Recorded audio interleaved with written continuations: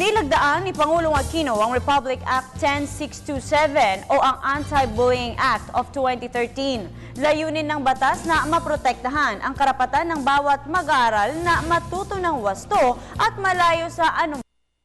Nakapaloob dito ang pag-atas sa lahat ng paralan na ipatupad ang polisiya para maiwasan ang bullying sa kani-kanilang institusyon.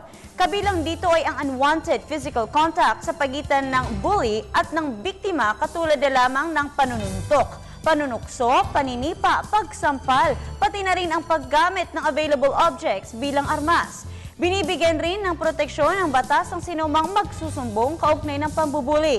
Ngunit walang administrative sanctions na ipapataw naman kung ang ulat ay mula sa hindi nagpapakilala.